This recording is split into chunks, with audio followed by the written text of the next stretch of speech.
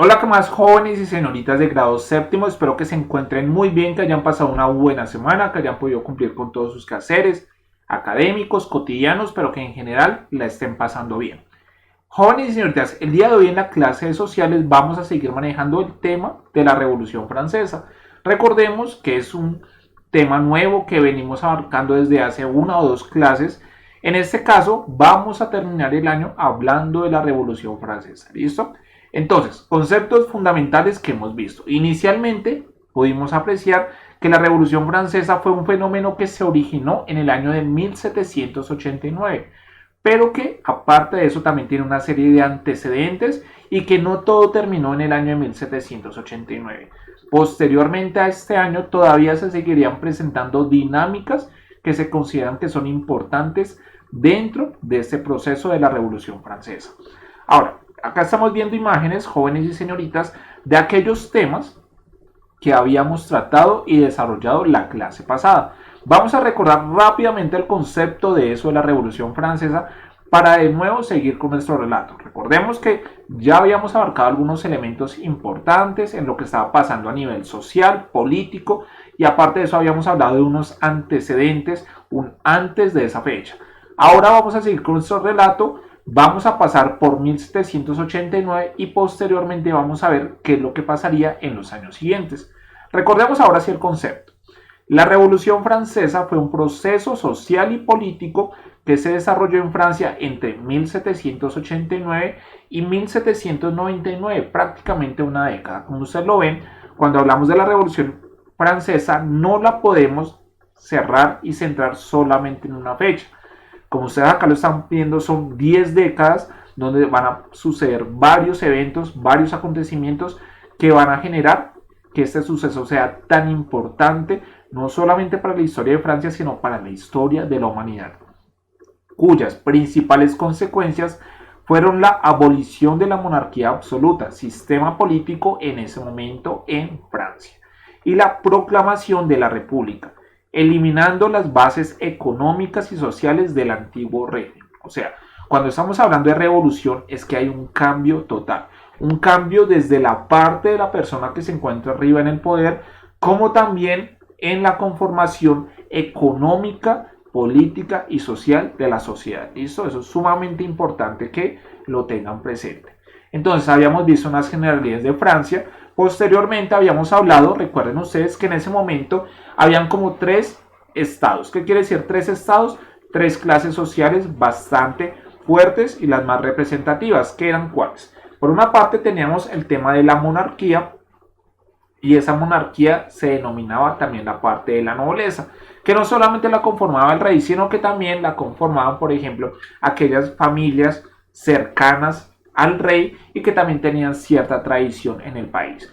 Por otra parte, habíamos hablado que un segundo estado era el clero, el cual estaba conformado por los sacerdotes, pero que el clero también estaba dividido entre alto y bajo clero. El alto eran los hijos de la nobleza, que generalmente eran los hijos menores los que después de tener determinada edad eran enviados para ser sacerdotes o monjas dado el caso.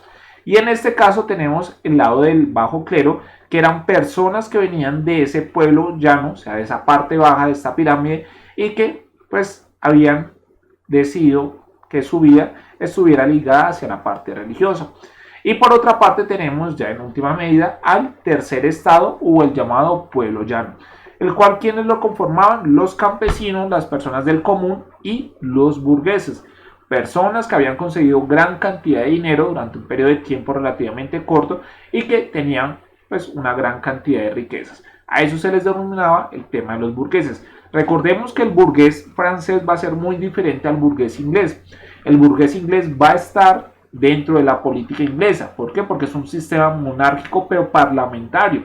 En este caso en Francia el burgués no va a estar en los ambos ámbitos políticos. Por eso es que va a apoyar el tema de la Revolución Francesa. Elementos que habíamos manejado la clase pasada y que es bueno de nuevo otra vez retomarlos, recordarlos para de esta manera seguir con el desarrollo de la clase. Habíamos hablado de la organización de cada uno de esos estados, el tema de la nobleza, el clero y el pueblo llano o el estado llano, y habíamos hablado que generalmente existía un descontento. ¿Por qué? La gran mayoría de la población, prácticamente el 97% de la población pertenecía al estado llano, o sea, o era campesino o burgués, generalmente era campesino, los burgueses eran en menor medida, la mayor cantidad de población era campesina, solamente un pequeño porcentaje de la población francesa pertenecía al clero o a la nobleza, pero era bastante reducido. Ahora, ¿recuerdan ustedes quiénes tenían que pagar los impuestos? En este caso era el tema del estado llano, los campesinos y burgueses. ¿Y quiénes se beneficiaban con el pago de los impuestos de estas personas? La nobleza. Generalmente la nobleza no trabajaba, como yo les había manifestado, se consideraba que tenían sangre azul y que no podían trabajar. Entonces en este caso pues ni el rey, ni un conde, ni un duque trabajaban y ellos se beneficiaban de los impuestos que pagaban pues las personas que se encontraban en la parte más baja de esa pirámide social que acabamos de apreciar. Entonces el descontento era bastante grande, bastante fuerte. Acá vemos una imagen para que ustedes la recuerden. Tenemos a Luis XVI, el monarca, el rey en ese momento en Francia cuando se desarrolla la Revolución Francesa. Y tenemos a su esposa, María Antonieta. Recordemos que María Antonieta no era como tal francesa. Ella venía del Imperio Austriaco y había sido casada con Luis XVI también por los intereses que tenían esos dos imperios para poder unir estas familias. Por este lado tenemos algunos ideólogos o ideológicos o la parte ideológica de la época y tenemos algunos exponentes importantes que en el transcurso de la clase seguramente los volveremos a mencionar y también durante el desarrollo del tema de la Revolución Francesa. Tenemos a Montesquieu, a Voltaire y al señor Rousseau. Rousseau va a ser sumamente importante más adelante en el desarrollo de todo lo que tiene que ver la Revolución Francesa. Entonces vemos algunos elementos que ya habíamos manejado la clase pasada, la parte de la economía. Recordemos que el año anterior Francia había estado sumergida en una época de invierno bastante fuerte. El invierno había sido el más cruel, el más crudo en mucho tiempo. Aparte de que no había dinero, pues muchas cosechas se habían dañado, no habían alimentos. Prácticamente el pueblo francés estaba muriendo de hambre porque no había plata. Recordemos que acá en este caso los franceses apoyaron económicamente el tema de la independencia de los Estados Unidos, como lo habíamos visto en la clase pasada. Entonces tenían una deuda bastante amplia, había sido mucho el dinero que habían enviado los estadounidenses. ¿Todo por qué? Porque recordemos que los Estados Unidos se están independizando de los ingleses, enemigos acérrimos en ese momento de los franceses. Entonces por eso decía, yo lo ayudo a usted y indirectamente estoy afectando al que es mi enemigo. Pero a la final lo que terminaría generando sería una crisis bastante profunda que terminaría desencadenando todo esto, lo que es la Revolución Francesa. Entonces acá algunos elementos importantes. Entonces vamos a adelantar un poco más, porque esto ya lo habíamos visto, lo habíamos manejado la clase pasada, y nos vamos a detener acá, que es donde habíamos terminado nuestro relato. Recordemos que yo les había dicho que el rey, debido a la situación que estaba pasando el país, debido a que veía que la gente cada vez estaba más inconforme, crecían el número de personas que ya no apoyaban para nada el tema del rey, dijo, bueno, vamos a convocar los estados generales. Los estados generales era un lugar donde se reunían los representantes de cada uno de esos estados que habíamos visto anteriormente.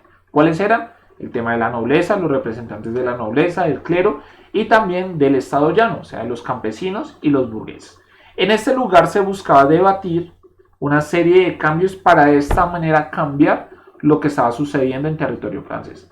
Dentro de esas dinámicas se le exigía al rey que como tal el poder fuera más distribuido. Entonces, que él no tomara todas las decisiones, sino que existiera una serie de organismos que también le colaboraran y tuvieran la potestad de tomar decisiones en lo que tiene que ver con la parte económica principalmente y con la parte de las leyes.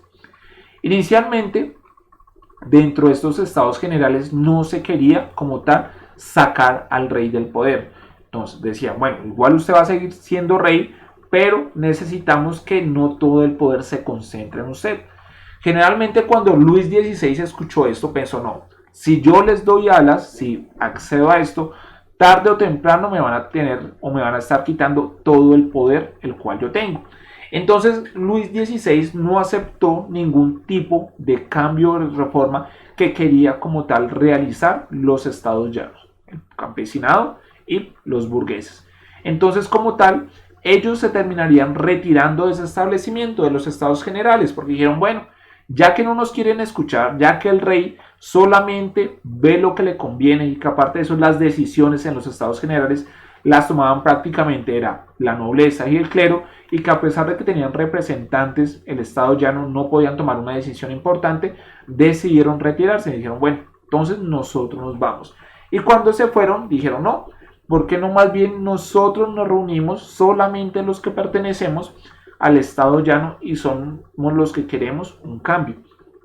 A este grupo de personas también se les unió una serie de representantes del clero, o sea, una serie de representantes de la iglesia, generalmente los que venían del bajo clero, decidieron unirse a los pensamientos de estas clases campesinas y también burguesas que exigían un cambio en ese momento en Francia.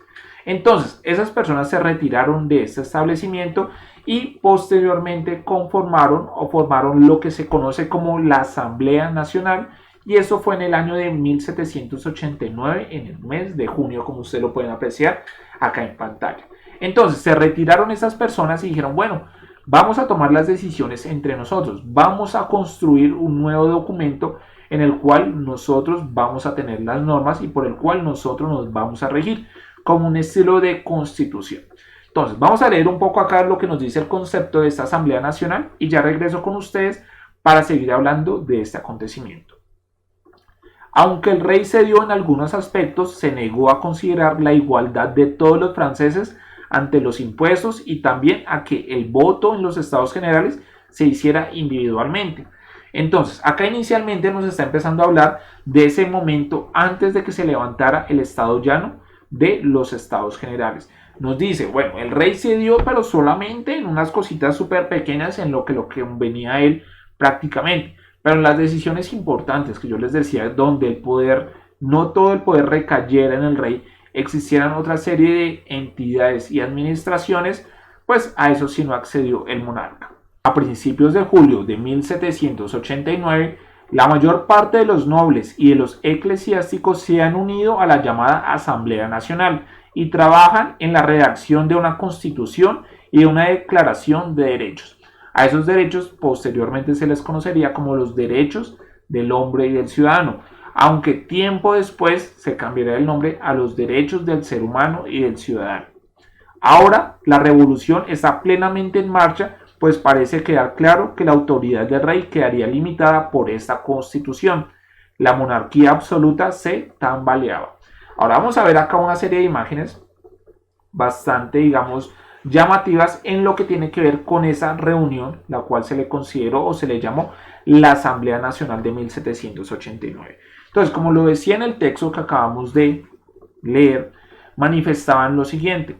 Las personas se reunieron allí y dijeron, bueno, vamos a elaborar una constitución, un documento en el cual vamos a establecer cuáles son las normas y leyes por las cuales nosotros nos vamos a regir. En pocas palabras, estaban quitándole autoridad al rey para que él tomara otra vez todas las decisiones políticas y también todas las decisiones en lo que tiene que ver con la parte legislativa, con la parte de las leyes.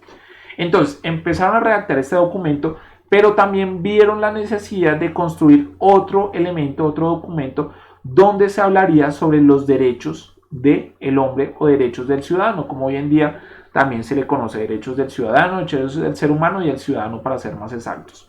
Entonces también crearon este documento con la intención de dar a conocer aquellos derechos a los cuales cualquier persona puede tener. Entonces vamos a buscarlos por acá para poderlos tener una referencia.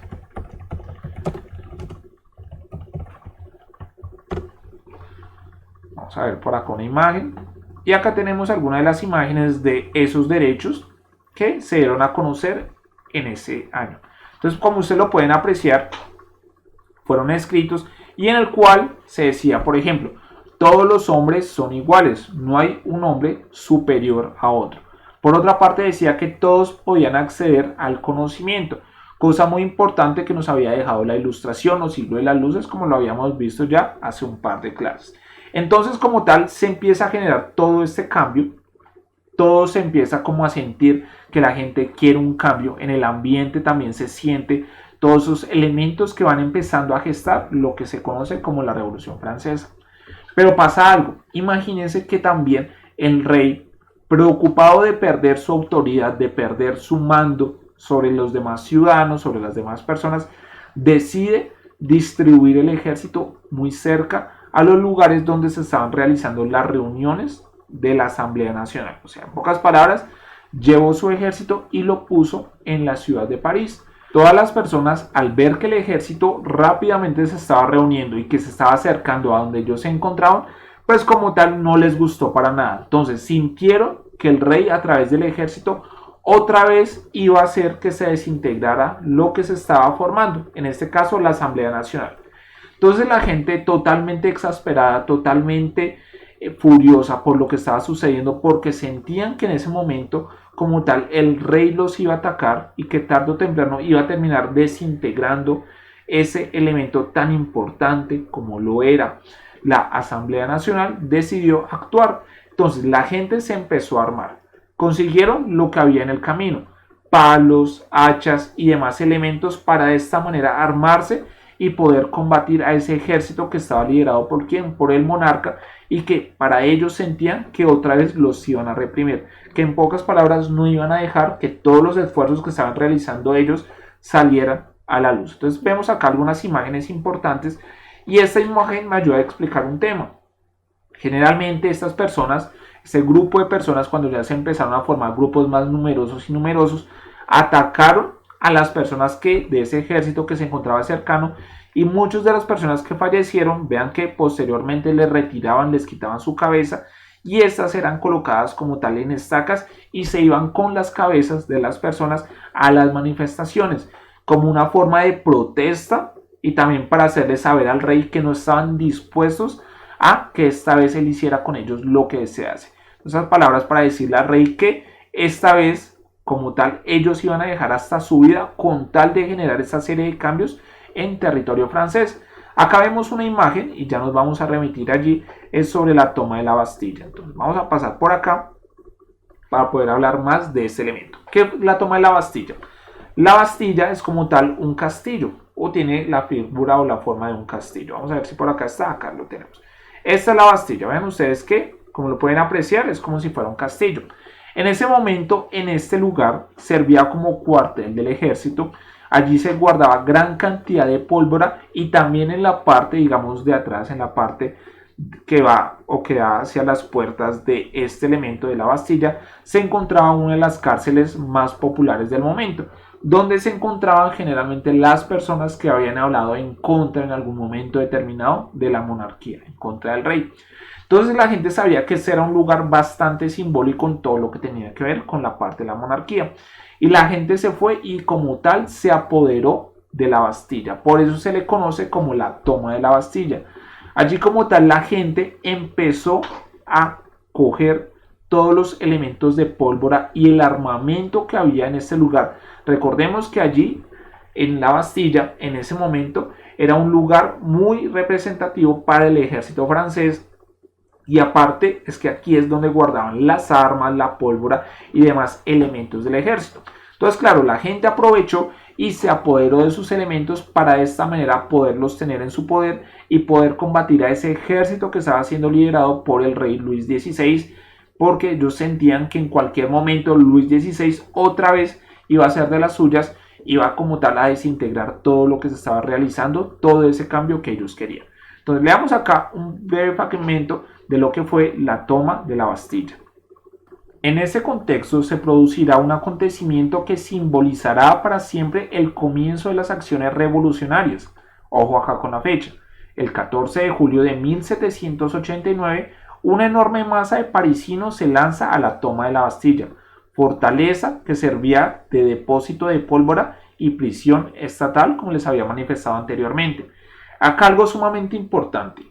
Aunque las manifestaciones que se dieron en el marco de la Revolución Francesa se dieron en gran parte del territorio francés, no solamente en una ciudad, sino fueron en varias donde se desarrollaron, fue en la capital, hoy en día, que es París, donde se realizaron la mayor cantidad de manifestaciones, donde más gente fue a protestar, donde más gente se involucró en todo este proceso que es la Revolución Francesa. Acá también un dato sumamente importante. En ese momento histórico el rey no vivía en la ciudad de París. El rey vivía en una ciudad que generalmente es bastante pequeña, que queda muy cerca a París, que se llama Versalles. Es un recorrido de alrededor de 40-45 minutos cuando uno va en tren desde París a Versalles. Es como la distancia que hay entre Bogotá y Chía, más o menos, para que se hagan una idea. Entonces, en ese momento el rey como tal no vivía en París, sino que se encontraba en Versalles. Elemento por el cual, digamos, inicialmente el rey no estaba tomando muy en serio todo ese tipo de protestas que se estaban generando en el marco de la Revolución Francesa. ¿Por qué? Porque él se encontraba en un lugar distante donde no podía apreciar y tampoco podía pensar lo grande y lo que se estaba gestando en ese momento en la ciudad de París. Sigamos. Como resultado de este movimiento, los revolucionarios crearán un nuevo ayuntamiento bajo su control y nacerá también la Guardia Nacional, tropas que aceptan la nueva realidad revolucionaria. En pocas palabras, ¿qué es lo que nos quiere decir esta última parte? Que bueno, la gente fue y se tomó la Bastilla. Posteriormente se apoderó del armamento y demás. Como ya no confiaban en el ejército, porque decían no, el ejército está de parte del monarca, está de parte del rey. Entonces la gente como tal empezó a desarrollar un nuevo ejército, o en este caso un nuevo estilo de guardia, en el cual iban a salvaguardar los intereses que se estaban empezando a gestar con todo esto de la Revolución Francesa. Acá tenemos otra de las imágenes, como ustedes lo pueden ver. Esta es la Bastilla, que es como lo que yo les decía, como un estilo de castillo amurallado, en el cual guardaban la pólvora y las armas los militares. Y la gente de acá es donde va, la saquea totalmente, posteriormente la incendia y saca de ella pues todo lo que necesitaba para poder combatir al ejército francés, que se encontraba de parte de quién, a ver si usted recuerda, de parte de Luis XVI, que era en ese momento el rey francés. Vamos a pasar por acá. Ahora bien, no solamente es en la ciudad de París donde se empiezan a gestar toda esta serie de movimientos y también toda esta serie de violencia. También en el campo francés los campesinos se van a ver involucrados. Al ver ellos lo que estaba pasando en la ciudad de París, al enterarse de que la gente estaba exigiendo un cambio ante Luis XVI, pues deciden también ser elementos partícipes y bastante activos. La gente del campo también se empieza a armar, empieza a conseguir palos, machetes, hachas, cuchillos, bueno, todo lo que esté a su alrededor y en su entorno, se empiezan a armar y de esta manera también empiezan a generar una serie de revueltas en lo que tiene que ver con el campo. De hecho, le damos este fragmento bastante importante que lo extraje de un libro que acá lo tenemos, La Revolución Francesa, o Muera el Rey, Viva la Burguesía, que se los había comentado la clase pasada, y vamos a leer solamente este pequeño fragmento para comprender qué era lo que estaba pasando en ese momento en el campo. Entonces, dice así: también en el campo se produciría una enorme agitación, el gran miedo, con masas de campesinos tomando castillos y monasterios. ¿Qué es lo que pasó en ese momento? En ese momento, en el campo, digamos, en territorio que no era de la ciudad, se encontraban una serie de castillos que habitaban todavía las personas de la nobleza, como condes, duquesas y demás. Entonces, los campesinos, pues también bravos por todo lo que había terminado sucediendo con el tema de que habían tratado de desintegrar lo que ellos estaban tratando de generar ese cambio, se arman y van a estos castillos, empiezan a sacar a las personas que vienen a esos castillos y posteriormente las empiezan a asesinar. Muchas de las personas fueron degolladas. ¿Qué quiere decir degolladas? Les terminaban cortando la cabeza. Pero no eran los únicos lugares donde los campesinos fueron bastante bravos y empezaron a acabar con lo que se encontraba allí. También el caso de los monasterios.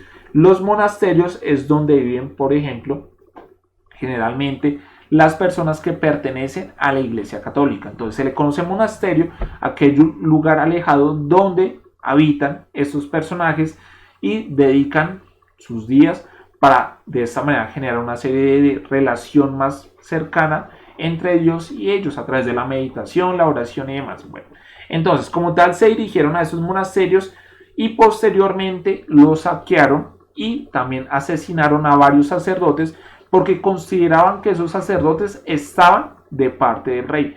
Recordemos que antes de que, digamos, se empezara a gestar todo esto, la nobleza y la parte del clero iban siempre unidas de la mano. El clero estaba muy a favor de la nobleza, no le importaba tanto lo que le pasara al pueblo llano. Por eso decimos que durante los estados generales generalmente terminaba ganando la nobleza porque tenía el apoyo del clero. En este caso, pues el estado ya no se quedaba totalmente solo y por eso las decisiones que se tomaban generalmente no les beneficiaban. Ahora, vamos a ver por acá otra imagen, y por acá lo tengo. Acá podemos ver la Declaración de los Derechos del Hombre y del Ciudadano. Entonces, como ustedes lo pueden ver, se escribieron una serie de artículos en el cual se da a conocer aquellos elementos que son importantes, aquellos derechos que debe tener cada persona para vivir adecuadamente, para tener una vida digna. Estos derechos del hombre y del ciudadano son escritos, vean ustedes, estamos remitiéndonos hacia los años 1789, 1790, más o menos para esa época. Y hoy en día todavía están vigentes, todavía los utilizamos. De hecho, estos derechos del hombre y del ciudadano serían también conocidos por representantes de los criollos. Por ejemplo, Antonio Nariño conocería sobre los derechos del hombre y del ciudadano y posteriormente también los daría a conocer acá en nuestro territorio. Recordemos que en ese momento Colombia como tal no existía en nuestro país, sino que estamos hablando del virreinato de Nueva Granada. Todavía nosotros estamos bajo el dominio de los españoles, bajo el dominio de la colonia española.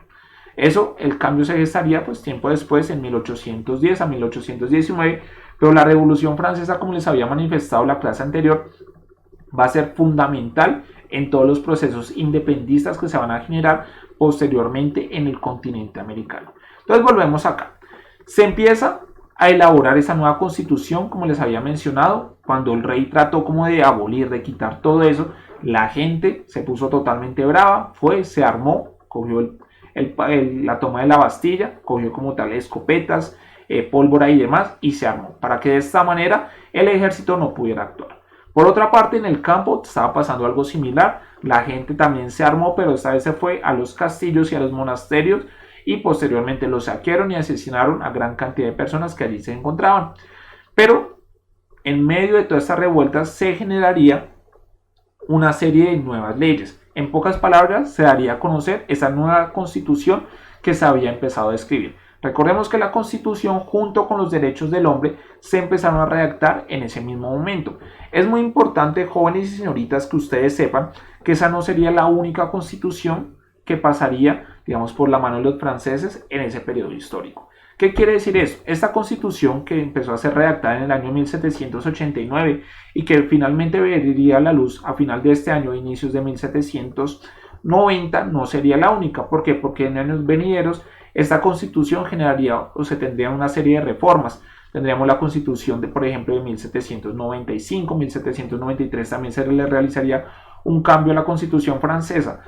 Este periodo sería bastante álgido de bastantes cambios que se irían gestando poco a poco hasta poder finalizar en lo que se conoce ya como ese libro final, ese documento final. Entonces, leamos esta parte a ver qué nos manifiesta, las nuevas leyes. En agosto de 1789 avanza la redacción de la Constitución, en cuyo comienzo figura el histórico documento que recoge la Declaración de los Derechos del Hombre y del Ciudadano, que es este mismo que acabamos de apreciar.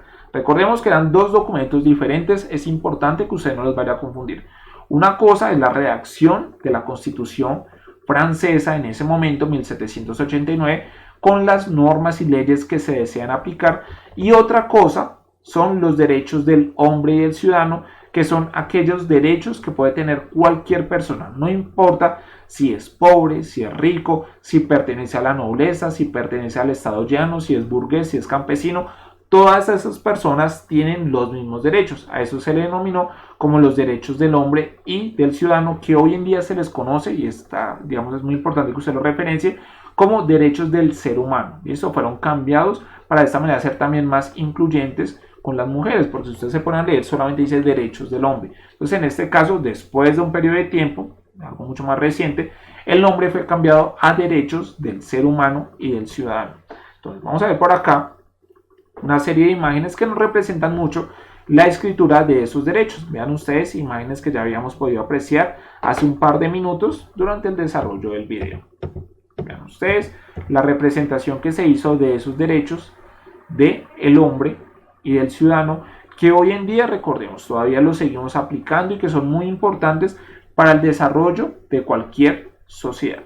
Ahora, En los siguientes años, en lo que tiene que ver después de 1789, se siguen generando esa serie de revueltas, de protestas, y como ustedes lo pueden ver, llegaría el año 1791, se daría a conocer también modificaciones de ese documento que se venía tratando respecto a lo que tenía que ser la Constitución francesa. Ahora, vamos a ver acá, y durante ese periodo de tiempo se empezarían a gestar dos partidos o dos movimientos políticos sumamente importantes en Francia. Entonces, estaban los girondinos y los jacobinos. Los dos eran partidarios de la Revolución Francesa. ¿Qué quiere decir eso? Los dos como tal buscaban ese cambio. En ese momento todavía estamos hablando que en el poder estaba el rey. No es que fue creada el tema de la Constitución y todo eso y el rey ya no tiene poder, no. El rey va a seguir manteniendo el poder hasta que posteriormente va a ser capturado, pero en ese momento todavía va a tener el poder. Entonces, se van a formar dos grupos o dos movimientos políticos sumamente importantes. Ojo acá si los quiere anotar, si los quiere también resaltar, porque seguramente los vamos a seguir manejando en el transcurso de las clases. Tenemos a los girondinos y a los jacobinos. Cada uno de ellos quería el tema de la Revolución Francesa. Hasta ahí cosas muy similares. Pero pasaba algo. Los girondinos como tal decían que querían seguir conservando la figura de rey. En pocas palabras, que querían una serie de cambios, pero que esos cambios no fueran a sacar al rey como tal del trono. En pocas palabras, que querían seguir teniendo esa figura de autoridad. De hecho, véanlo ustedes acá como nos dice. Cuando llegó el momento de decidir por la forma de gobierno, la alta burguesía apoyó a los girondinos, oriundos de la provincia de Gironda, desde allí de donde viene su nombre, que querían llegar a un acuerdo con la monarquía e instaurar una monarquía constitucional, como pasaba algo muy similar en Inglaterra. Es decir, tenían una actitud moderadora respecto a los cambios políticos. En pocas palabras, los girondinos apoyaban la Revolución Francesa, pero decían, oigan, queremos unos cambios, el rey ya no tiene que tomar todas las decisiones, pero igual tampoco hay que sacarlo del trono, hay que seguir respetando su figura. Algo muy similar que, como yo les venía manifestando, como lo que sucedía en Inglaterra, donde había un sistema político en el cual era una monarquía constitucional, donde estaba como tal el rey, pero no tomaba todas las decisiones. Esas decisiones las tomaban posteriormente en el parlamento. Por eso se consideraba que no el rey tenía toda la autoridad, digamos, sobre Inglaterra, sino que las decisiones políticas, si las tomaban, eran otras personas. Pero eso era lo que apoyaban los girondinos. Cosa muy contraria era lo que pensaban los jacobinos. Los jacobinos decían, oiga, no, hemos llegado hasta este punto. O sea, hemos dado toda esta serie de cambios, ha sufrido gente, ha muerto gente durante la confrontación entre el pueblo, el ejército y los representantes de la monarquía, para decir que solamente vamos a hacer unos pequeños cambios. Los jacobinos eran considerados como el ala más radical, o sea, se iban más hacia la parte del extremo. Y ellos decían, no, hay que buscar un cambio total. Ya que estamos gestando todo este movimiento revolucionario, pues hay que concretarlo, hay que como tal sacar al rey del poder y de esta manera tomar nuevas decisiones. Y vean ustedes muy bien lo que dice acá. Por otro lado estaban los jacobinos, que tenían ideas más revolucionarias y de cambios radicales. Como yo les decía, ellos sí querían un cambio absoluto y total. No como los girondinos, que querían un cambio, pero que no fuera tan brusco. De hecho, querían seguir conservando la figura del rey, con tendencia a la instauración de una república democrática, con derechos a la participación política y con la aplicación de medidas más equitativas para la repartición de la riqueza y la lucha contra el hambre popular. Dicho nombre proviene de que se reunían en asambleas llamadas clubes, en un convento ubicado sobre la calle San Jacobo.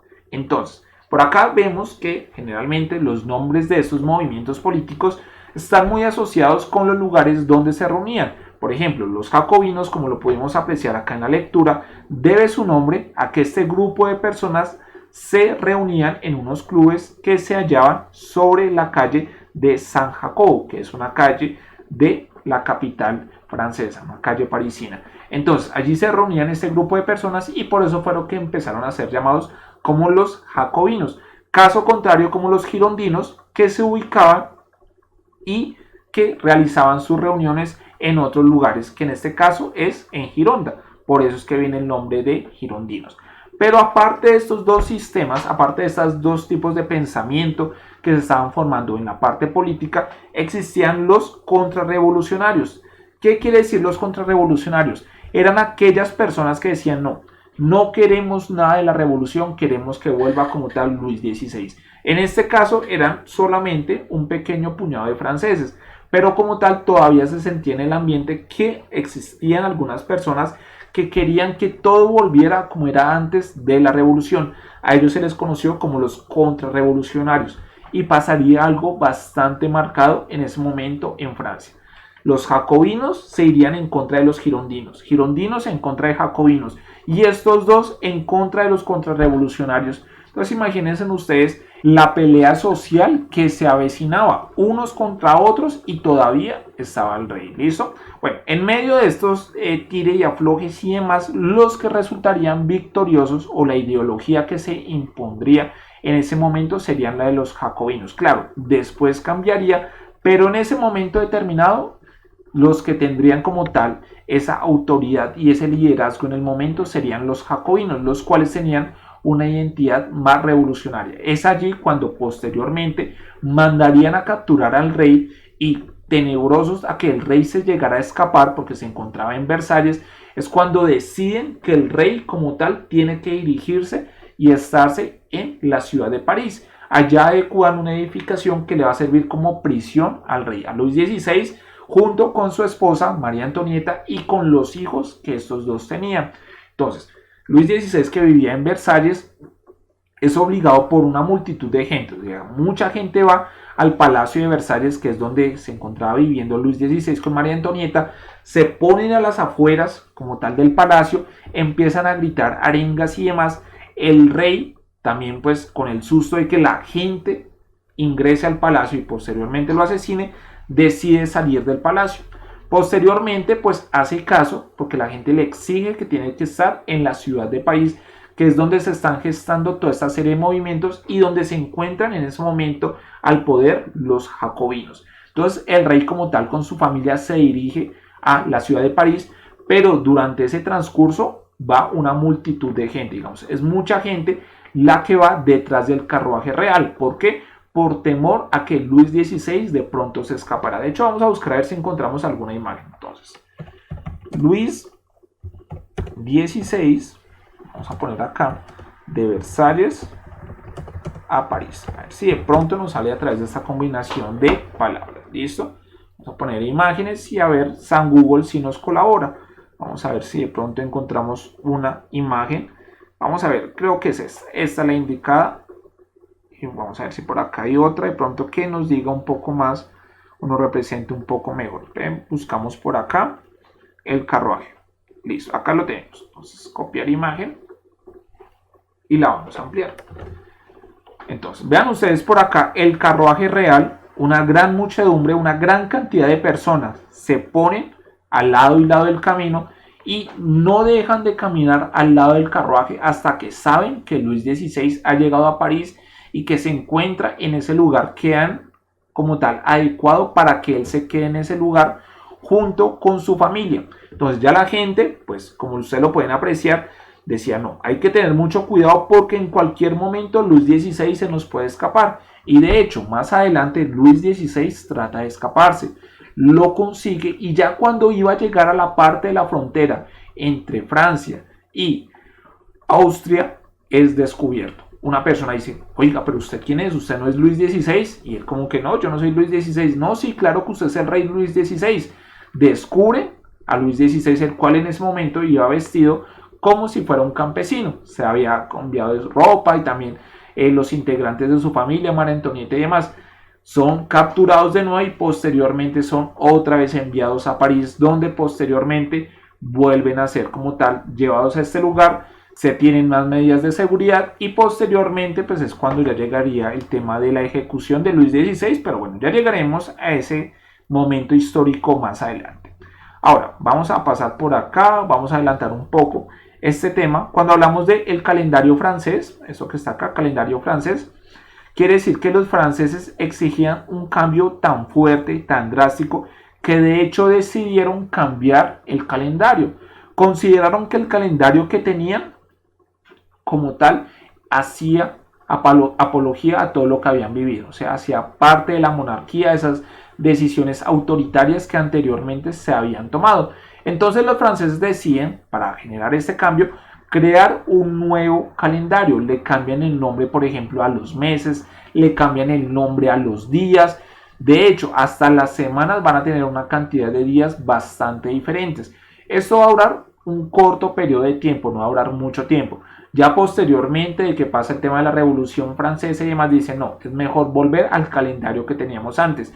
Pero de hecho los jacobinos querían un cambio tan drástico que de hecho hasta van a decir no, hay que cambiar hasta los nombres de los meses. Y vean ustedes acá, tenemos cómo se le cambió también el nombre a los meses con la finalidad de buscar un cambio total, o sea, se quería un cambio drástico por parte de los jacobinos. Por eso decimos que hacían parte de esa ala radical. Acá tenemos elementos, por ejemplo, de la fuga del rey, como les había comentado, donde se ponen las vestimentas de un campesino, él y su familia, trata como tal de huir del país, pero es descubierto y posteriormente lo vuelven a enviar a la ciudad de París. Ya para finalizar la clase del día de hoy, vamos a tratar rápidamente este tema. Lo que pasa es que los otros países que se encontraban alrededor de Francia se encontraban bastante temerosos de que lo mismo terminara pasando en sus naciones. Entonces vemos acá Francia. Ya tenemos el tema de que se ha gestado el tema de la Revolución Francesa. Pero por ejemplo, en el Imperio Austriaco, que era de donde era María Antonieta, recordemos que María Antonieta era de acá, y también Prusia, que Prusia posteriormente gran parte de su territorio va a ser Alemania y otra parte va a ser Polonia.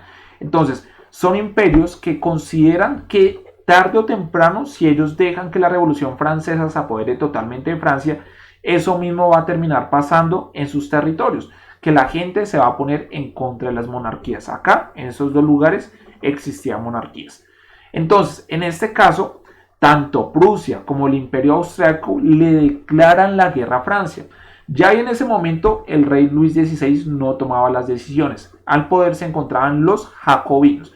Recordemos que en ese tire y afloje entre girondinos, jacobinos y contrarrevolucionarios, los que terminarían ganando serían los jacobinos, el ala más radical de todo el tema de la Revolución Francesa. Entonces, Prusia y el Imperio Austriaco le declaran la guerra a Francia. Envían tropas, pero descubren los jacobinos o dicen que Luis XVI está a través, digamos, de intermediarios y a través de espías, le está mandando información a Prusia y al Imperio Austriaco para que de esta manera sepan cuáles son las posiciones de los militares en ese momento que ya obedecen las órdenes de los jacobinos y que se encuentran en Francia para que de esta manera ganen la guerra. Claro, Luis XVI sabía que donde Prusia y el Imperio Austriaco ganaran la guerra, pues seguramente él iba a quedar libre. ¿Por qué? Porque es que su esposa era de acá. Entonces él decía, bueno, ojalá que el Imperio Austriaco o Prusia ganen la guerra rapidito. De esta manera terminamos el tema de la revolución y a mí me libera.